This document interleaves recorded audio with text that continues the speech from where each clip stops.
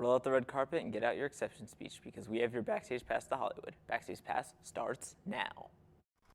In 5, 4, 3, 2, are you ready?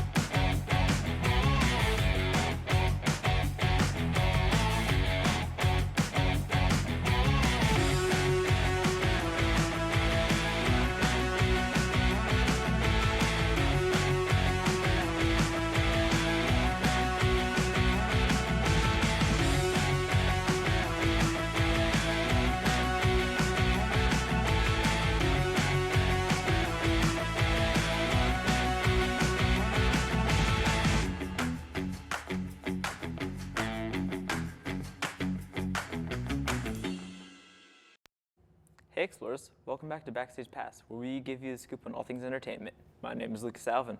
And my name is Patrick O'Hara, your other host of Backstage Pass, but you probably already knew that, I hope.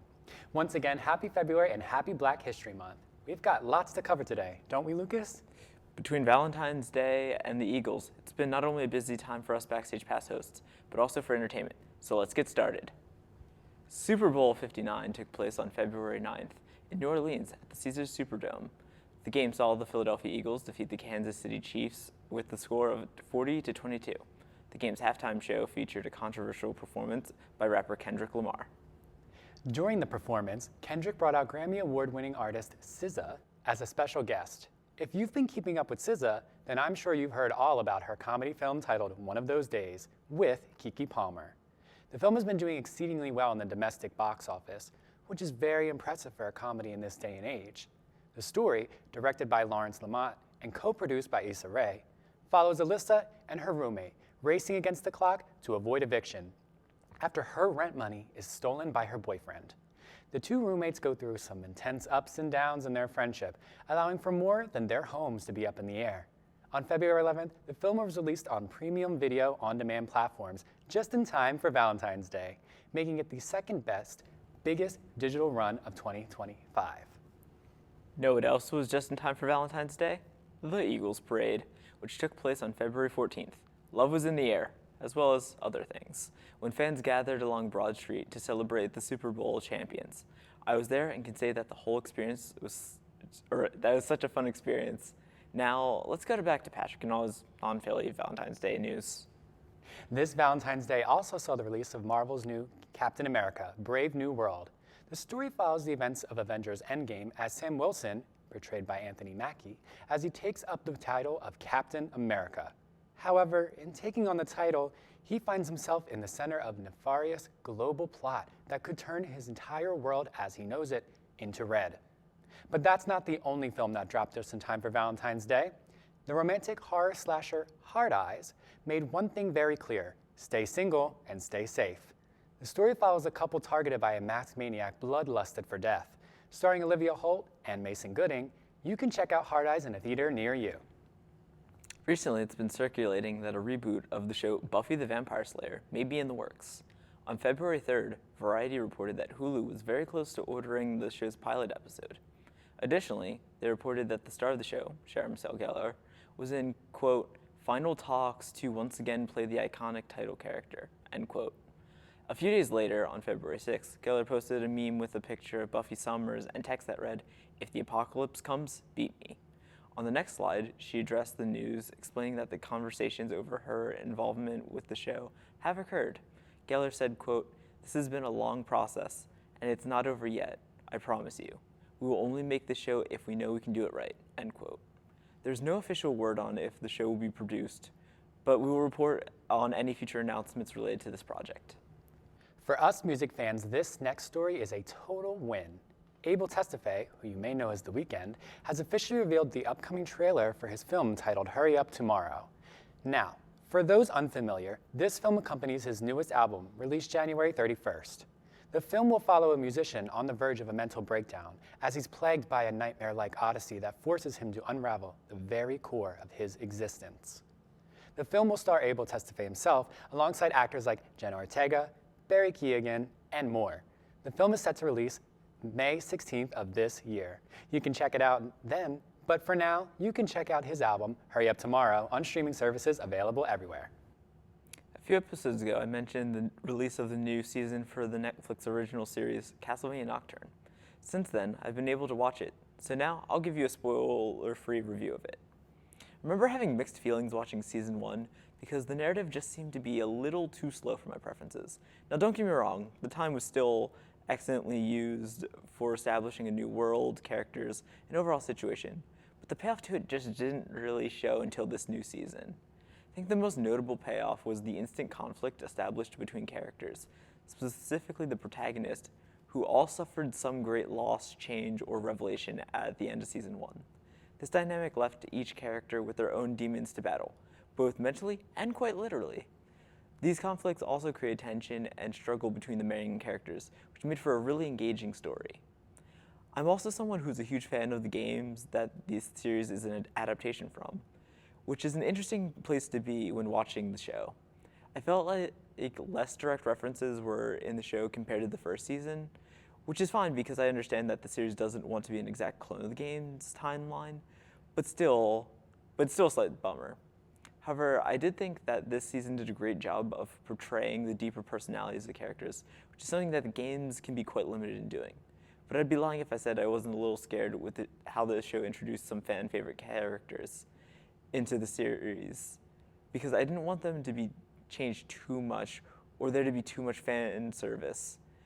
But no, actually they were actually important in the story. Fortunately, that was not the case. Overall, I'd highly recommend to anyone to watch the show or continue watching the series, especially if you like engaging stories, vampires, video games, or all of the above for that matter. Castlevania Nocturne has my approval. You can check it out now streaming on Netflix. We've really talked a lot today about movies, haven't we? Luckily, our friend Maddie Green is here to talk movies even more, as she retells the beautiful story of Disney's The Princess and the Frog. Let's get into this brand new installment of So Boom. Hello everyone, my name is Maddie Green and today I am solo dolo and welcoming you back to So Boom, where we retell books and movies the only way we know how, terribly. Make sure to follow us on Instagram at LaSalle Lit Lounge to keep up with all of our events. Also, big shout out to Eclipse Creations. If you love stories, art, animations, yeah, you gotta check them out on all social platforms, including YouTube. Trust me, they're on the rise. Now, let's talk about the movie that gave us the best Disney princess of all time, and my personal favorite, The Princess and the Frog. So boom, let's set the scene. New Orleans, the 1920s. We got our girl, Tiana, who ain't like these other princesses out here waiting on the man. No, ma'am, she's too busy grinding. This woman got dreams, a restaurant to build, a legacy to create, and not a second to waste on fairy tale nonsense. But her best friend, Charlotte, that's a whole different story. Homegirl is rich, dramatic, and obsessed with marrying a prince. And lucky for her, one just so happens to be coming to town. Enter Prince Naveen, a smooth-talking, money-loving, ukulele-playing playboy who just got cut off from his family's wealth. Now, here's where things go left. There's this voodoo man, Dr. Facilier, a.k.a. Shadow Man, a.k.a. Mr. I Got Friends on the other side. He sees Naveen and his broke self as a perfect opportunity for a little scam. So boom, he turns Naveen into a frog and his sneaky little servant, Lawrence, into a fake Prince Naveen. The plan? Marry Charlotte, get her money, and rule over New Orleans. But back to our girl Tiana, she had a masquerade ball trying to sign papers for her restaurant where she meets Frog Naveen. He thinks she's a princess, and spoiler, she's not, and convinces her to kiss him so he can turn back human. But guess what? Instead of turning back, she gets turned into a frog too. And now they're both out here hopping around the bayou looking a whole mess.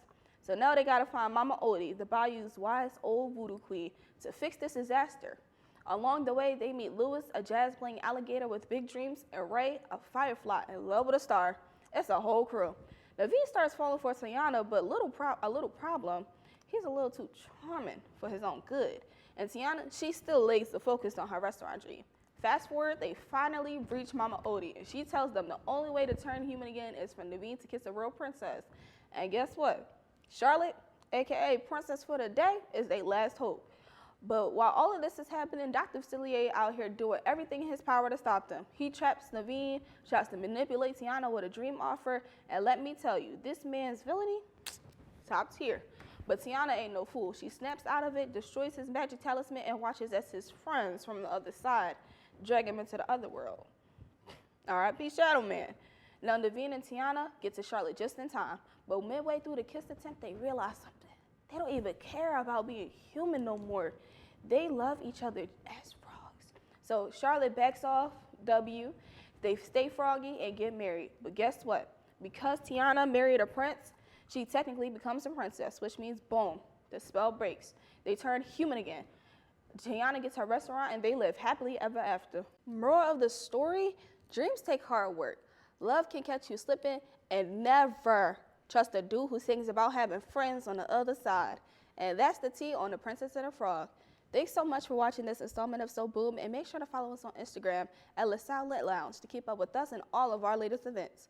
Or else, you may turn into a frog too. Just kidding. I'm Maddie, and see you next time on So Boom. Are you following at the LaSalle Lit Lounge? I know I am, and not just because I wish to avoid becoming a frog. Before we jump into things furthermore, I wanted to give a shout out to our other co-producer of So Boom, Asada Ba. She has put her pen to the page in authorship of her own original book titled To the Sweetest of Hearts. It's an absolute must-read, plus I had the utmost pleasure of designing the cover. You can find out more about this title alongside how and where to read it by following at Eclipse Creation Studio on Instagram. Now, let's get back into business with some new music, shall we? Lady Gaga has officially returned to reclaim her title as Mother Monster, once and for all. During the 2025 Grammy Awards, Gaga partnered with MasterCard to present a first look at her new music video and song during commercial break. The category is Dance or Die, and Gaga's new title, Abracadabra, did not disappoint. The release of the track follows the announcement of her upcoming album, Mayhem, which is anticipating a March 7th release. Queen Bee is officially going on tour again. That's right, Beyoncé has officially announced that her Cowboy Carter tour will be hitting the trail this year with a currently announced set of 18 shows. Now, as exciting as this is, it's a shame she doesn't have a venue set for Philadelphia yet, but I suppose New Jersey will do. After 35 years, the Japanese alternative rock band, The Pillows, have announced that they're disbanding. The statement was made on their website February 1st, just one day removed from what is now their last concert. While initially hesitant to use the word disband, they decided because, quote, we didn't want to give false hope about a potential reunion, end quote. The three-piece band is regarded for its distinct musical style and innovations to the Japanese alt-rock scene. The Pillows are also highly regarded internationally, best known for songs like Ride on Shooting Star and Little Busters, which were highlighted in the acclaimed anime Fooly Cooly. In the statement, the members hinted that they will pursue solo careers following the disbandment. Well, it's a shame to see such an end to a talented band, especially after 35 years. I look forward to what the future may hold for the members. YG Entertainment has officially announced a 2025 world tour for the K-pop girl group Blackpink. Now, what's interesting about this is that the group hasn't released a single song together since 2023. However, it looks like a group comeback should be expected following this announcement. Who knows, honestly. But what we do know is that the Blackpink girls have been releasing their own solo music nonstop for the past couple of months. Let's start. Jennie of Blackpink has announced her upcoming album Ruby, set for release come March 7th. Following the announcement, Jennie has released her second single off the record titled Love Hangover, featuring Dominic Fike. In promotion for the album, Jennie also surprise released an album visualizer with the track Zen, available only on YouTube. Additionally, Lisa of Blackpink has also returned to the music scene with the release of her new single titled Born Again, featuring Doja Cat and singer-songwriter Ray. Lisa's album, Alter Ego, is expected come February 28th. You can also catch Lisa in Season 3 of HBO's The White Lotus, where she is making her acting debut. But that's not all. The group's lead vocalist, Jisoo, has officially released a mini album with 4 tracks total this Valentine's Day. Titled Amortage, the vocalist walks us through the ups and downs of love in just 4 tracks total. The mini album is available now alongside the lead single titled Earthquake, which is accompanied by a music video you can check out on YouTube. And of course, Rosé of Blackpink officially released her full-length album Rosie on December 6th of 2024, which featured hits like Apata with Bruno Mars and the single Toxic Till the End. On February 13th, Rosé surprise dropped a performance video for the track Number One Girl as a gift for fans on Valentine's Day. February has Valentine's Day and Black History Month. In honor of these holidays, we asked the LaSalle community what their favorite rom-coms and black films were. Their favorite. Let's check it out.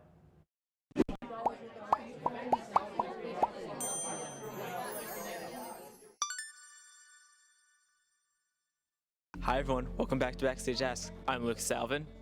Oh wait, you're up here. And my name is Patrick O'Hara. Patrick, what are we doing today? We are asking two very important questions for the month of February, and they are in regards to Black History Month and Valentine's Day. Well, Patrick is a single Pringle. His words, not mine. So with that, let's get into things. Hello there, welcome to Backstage Asks. Can I get your name? My name is Issa. My name is Alex. My name is Asha McCrae. I'm Grayson. Hello there, what is your name? Gabby. Savage? Yes. My name's Kiana. Hi, I'm Cheyenne, MVP of Backstage Ask. This is the best birthday present I could ask for. Happy birthday, Cheyenne! Yay! So the first question is, what is your favorite rom-com? Ooh, Business Proposal. It is a K-drama. It's a very good K-drama. Nice. I was gonna say Mamma Mia, because that's insane. And also my cat is named after the main character, so I kind of feel like it's a necessity. Her name is Sophie. I really liked Bottoms. I think it's really funny, and there is a romance, so I think that it counts as a rom-com. You and your sister have that in common, don't you? Yeah, I think I like it more than she does, though. But like, don't tell her that I said that. Oh, she'll be hearing. She'll be hearing back from us. Our Flag Means Death. It's like a rom-com about like pirates. My favorite rom-com would have to be My Big Fat Greek Wedding. Specifically the first one. The second and third one, no, but the first one, iconic. Recommend it, highly recommend it. Do you have a favorite rom-com? No, Love is kind of dead to me because I dated on Valentine's Day and it ended, so shout out to my ex, I guess. So I just watched Anyone But You, that silly little goofy one with Sydney Sweeney and Glenn Powell, and I liked it. And I hate rom-coms, but that one I was like, oh my gosh. You can check out a review of Anyone But You in our previous episode of Backstage Pass, covered on So Boom. Okay, so the next question is, what is your favorite movie or TV show that either has a black director or has an all-black cast? You know that movie that's coming out with SZA and Issa Rae and Keke Palmer? Yes. I'm excited for that one. It's not my favorite yet, but it's going to be. Anyway, one of my favorite movies by a black director will probably be Jordan Peele, and it will be Nope. One of my absolute favorite movies of all time is the movie Nope. I love it so much. Sometimes I think about the symbolism and I get so excited, I get so happy. It's great. Very well written, very well directed. When I was a child and still right now, I really love The Backyardigans. I think that it's a really good show, and I'm currently watching all the episodes right now. I've been doing this for like 2 years, it's taken a while, but I love Janice Burgess, and I love The Backyardigans. And you can argue that they all are all black. I'm gonna argue with you with that one, that they're all black. The first thing that popped in my head was a movie I actually watched around Christmas time. It was called This Christmas, and it just basically followed like this big black family, and there's like tons of different characters to follow, and it was really cool. My favorite, black-led movie would have to be Beverly Hills Cop, specifically the original trilogy from, featuring Eddie Murphy. I highly recommend it. I got exposed to that by my grandma when we went to a library one time, and they had it on DVD. That's how I got exposed to movies, with library DVDs. Does anyone even go to the library anymore? Can half y'all even read? Honestly, the one that I can think of off the top of my head is anything Medea related. I love all of the Medea movies or anything like that. They're so funny, and I would rewatch them anytime I can. So there's a new one that just came out one of them days, and I haven't watched it yet, but I'm really excited to, and I think it's going to be a really good one. Keke Palmer and SZA. Yay!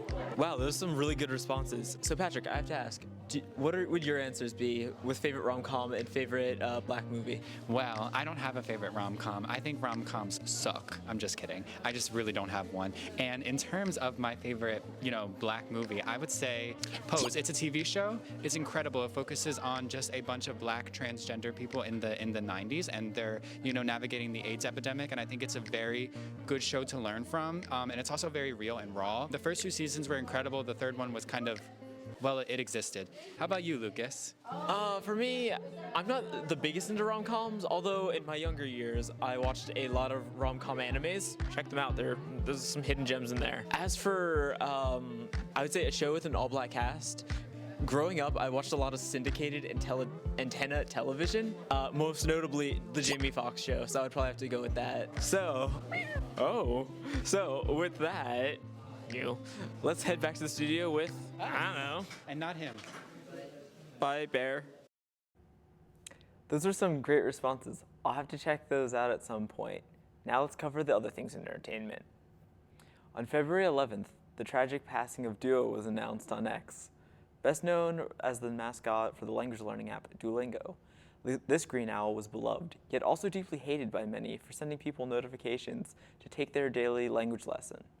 The statement was made while the Duolingo owl's cause of death was still unknown. However, Duolingo said, to be honest, he probably died waiting for you to do your lesson, but that's what we know. But what do you know? On February 12th, new evidence was released showing Duo's final moments before getting hit by a Tesla Cybertruck.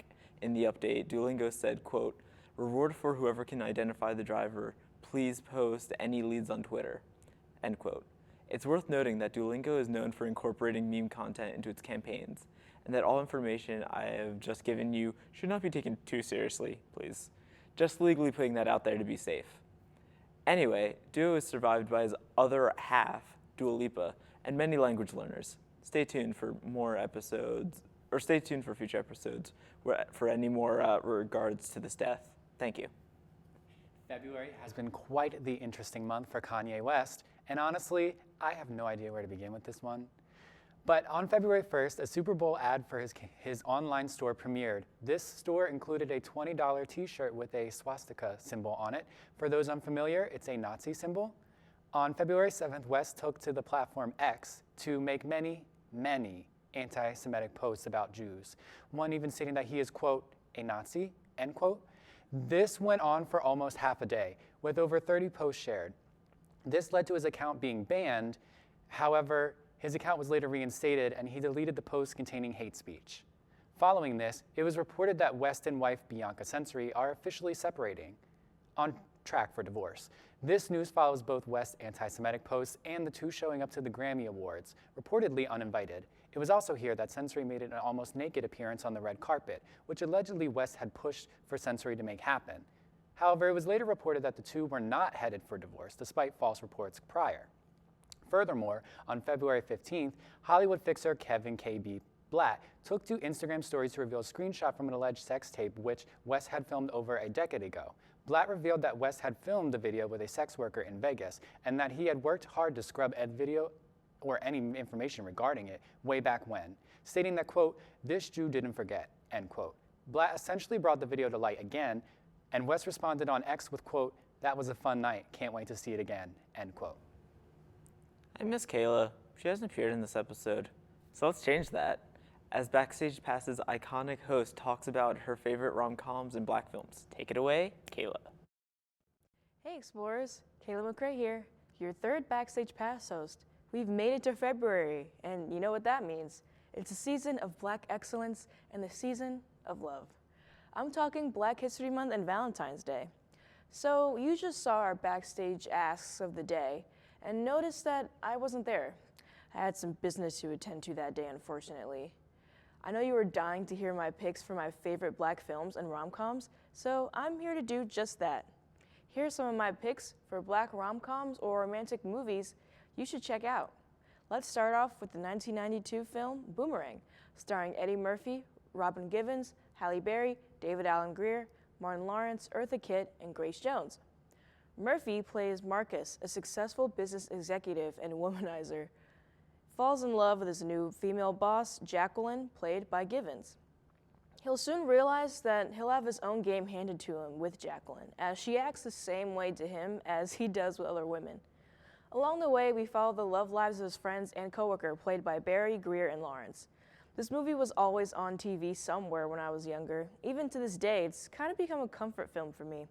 It's funny and even kind of wacky at times because of Grace Jones and Eartha Kitt's characters. I would totally recommend this film. Next film is The Watermelon Woman from 1996, directed by as well as starring Cheryl Dunye, also starring Guinevere Turner and Valerie Walker. This film centers Cheryl, the documentary filmmaker, on the quest to uncover the true identity of a fictional 1920s black actress known as the Watermelon Woman, who is known for her mammy roles in these films. Along her journey, she begins romance with Diana, played by Guinevere Turner. This is just a cool slice of life type movie, all while bringing awareness to the very real instances of 1920s black actresses being scrubbed from film history. Not to mention the film takes place in Philly. Gotta love that. Moving on to 2022's Intergalactic, starring Kid Cudi, Jessica Williams, and Laura Harrier. It's an NYC love story between Jabari, a talented comic book artist, and Meadow, an upcoming photographer, played by Kid Cudi and Jess Williams. The thing I really like about this movie is its incredible animation. The color, style, and technique would remind anyone of the beloved Spider-Verse movies.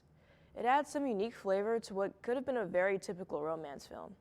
I also like how the characters in the movie look like they're voice actors. It's definitely a cute touch, and I definitely recommend this film. Now, this last one is a little bit different, but still worth mentioning. I'm talking about AMC's Interview with the Vampire series from 2022. You may have heard of the movie from the 90s starring Brad Pitt and Tom Cruise, based on the same material, Anne Rice's book of the same title. I feel as though the series is way better, though, as it feels less rushed than the movie and provides representation through its casting of black actors and its outward gay relationships, which is more true to the original book. Basically, the show is about the story of the vampire Louis de Pointe du Lac, played by Jacob Anderson, his journey of how he first became a vampire in the 1920s, his romance with Lestat Liancourt, played by Sam Reed, and his sisterly bond with Claudia, played by Delaney Hales in Season 2 and Bailey Bass in Season 1. The character Daniel Malloy is the interviewer, as the title suggests, played by Eric Bogosian, as he plans to write a book about Louis' life. Now, I watched Season 1 in October, and I've been watching Season 2 throughout February, which are very fitting months to watch this gothic horror vampire romance show featuring nuanced black man characters. It's a very good show, and I highly suggest you check it out. And so, those are my picks for black romance movies and shows, and I hope you've added them to your watch list because they're seriously worth checking out. Now, let's head back to the studio with Patrick and Lucas.